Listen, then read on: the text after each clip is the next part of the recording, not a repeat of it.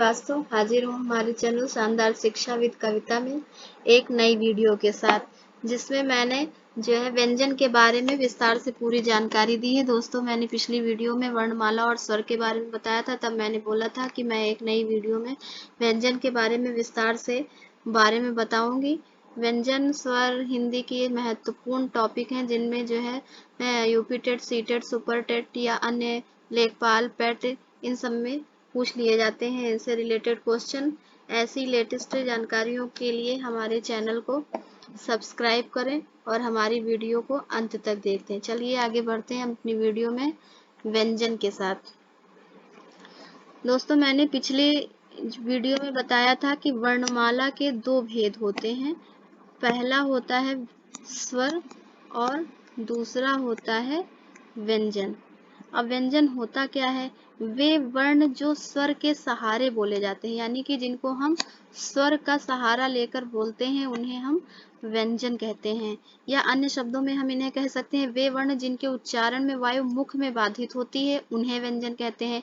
मुख में बाधित होने का अर्थ है दोस्तों, जब हम किसी वर्ण को बोलते हैं तो वो किसी न किसी हमारे उच्चारण स्थान से टकराती है या स्पर्श करती है। इसे ही कहते हैं वायु का मुख में बाधित होना। तो ऐसे वर्ण जिनको बोलते समय वायु मुख में बाधित होती है, उन्हें व्यंजन कहते हैं।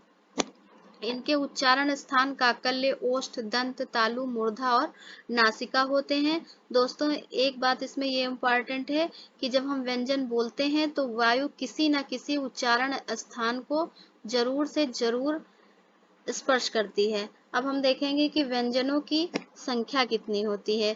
तो हमारी वर्णमाला में व्यंजनों की संख्या 33 होती है, जिसमें स्पर्श व्यंजन 25 होते हैं, अंतस्थ व्यंजन 4 होते हैं, ऊष्म व्यंजन 4 होते हैं। और यदि हम का टोटल करेंगे तो कितने हुए? 33।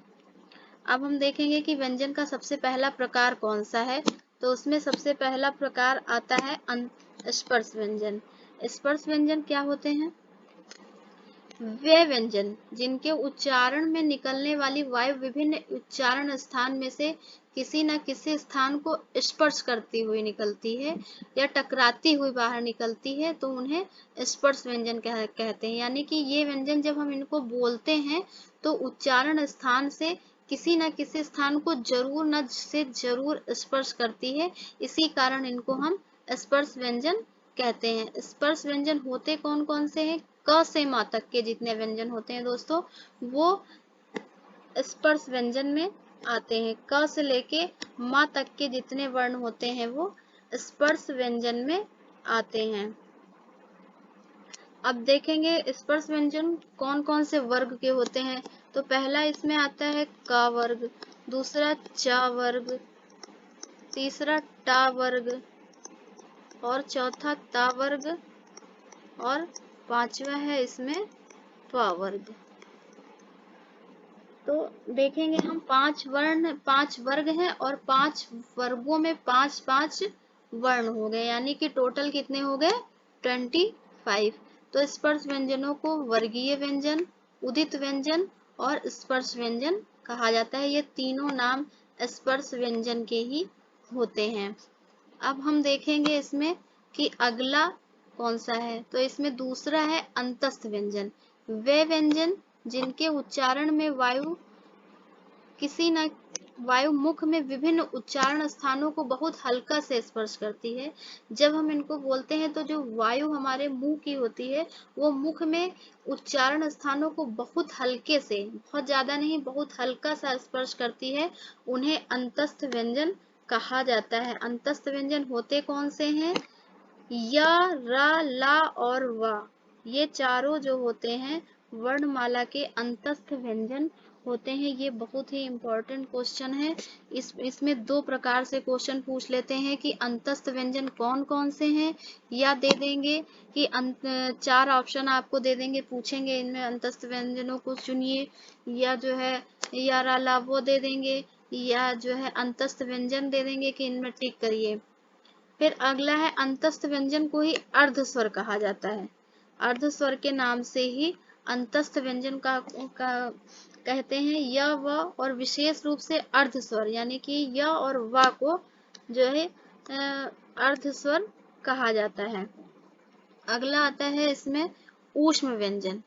वे व्यंजन जिनके उच्चारण में जिह्वा उच्चारण स्थान के इतने समीप होती है कि निकलने वाली वायु जिह्वा और उच्चारण के मध्य से घर्षण करती हुई बाहर निकलती है, इसी कारण इनको हम ऊष्म व्यंजन कहते हैं। यानी कि जो हमारे मुख की वायु होती है वो जिह्वा के इतनी समीप होती है कि यह उच्चारण स्थान से घर्षण करती हुई, यानी कि ये संघर्ष करती हुई, ये घर्षण करती हुई बाहर निकलती है, इसी कारण हम इनको ऊष्म व्यंजन कहते हैं। ऊष्म व्यंजन श, स, स, ह है।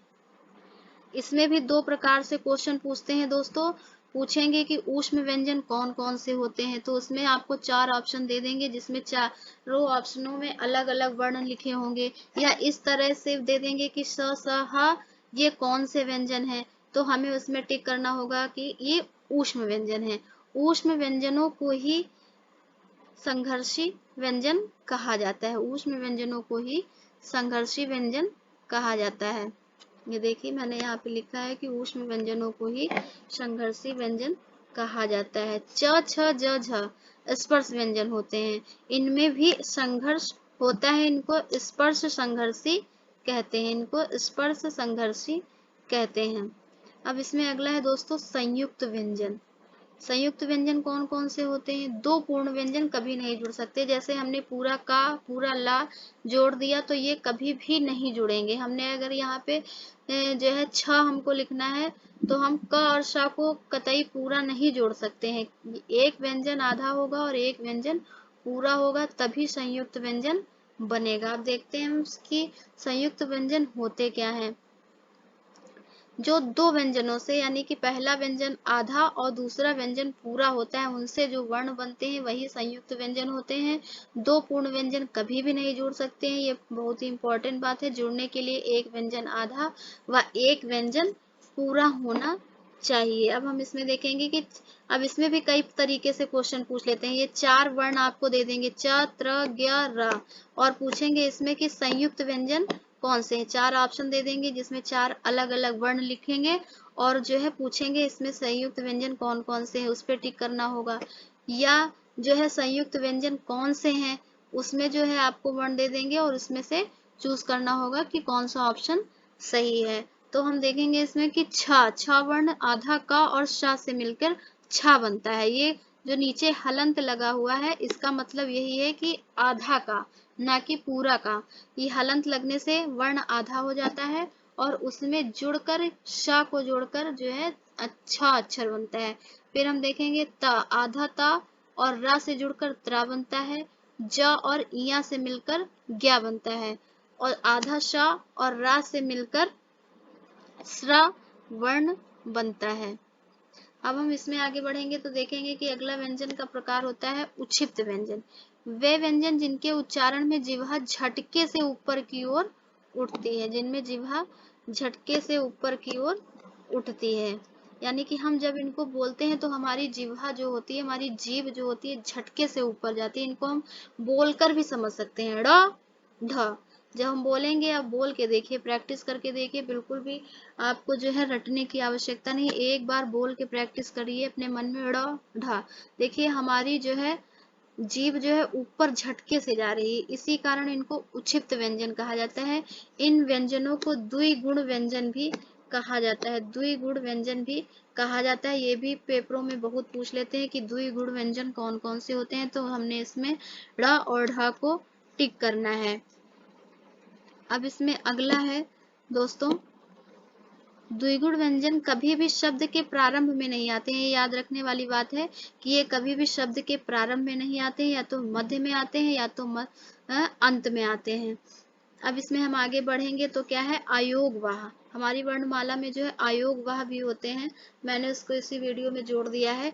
वे वर्ण जो ना तो स्वर से जुड़ते हैं और ना ही व्यंजन से जुड़ते हैं, ना तो स्वर से जुड़ते हैं ना व्यंजन से, बल्कि अपनी एक अलग सत्ता रखते हैं, उन्हें आयोग वाह कहते हैं। जैसे अंग अनुस्वार, जिसमें अंग जो है वो अनुस्वार होता है, अह जो होता है वो विसर्ग होता है। हिंदी में कुल वर्ण ध्वनियां हम देखेंगे, वर्ण ध्वनियां कितनी होती हैं, तो स्वर 11 होते हैं, अयोगवाह 2 होते हैं, व्यंजन 33 होते हैं, संयुक्त व्यंजन 4 होते हैं और उच्छिष्ट व्यंजन 2 होते हैं। अब इसमें हमने आपको पिछली वीडियो में बताया था कि अगर हम उच्चारण के आधार पर देखेंगे तो स्वरों की संख्या 10 होती है, लेखन के आधार पर देखेंगे तो स्वरों की संख्या 13 होती है। हिंदी में कुल 52 ध्वनियां होती हैं और हिंदी वर्णमाला में 46 ध्वनियां होती हैं। यह थी पूरी वीडियो हमारी व्यंजन पर आधारित। अगर इसमें कोई कंफ्यूजन या कोई कमी रह गई हो जो मैंने ना बताया हो, उसको आप कमेंट बॉक्स में क्वेश्चन करके पूछ सकते हैं। और ऐसी ही अन्य जानकारियों के लिए हमारे चैनल को देखते रहिए, सब्सक्राइब करिए और हमारी वीडियो को देखते रहिए, जिससे हमारा हौसला बने रहे।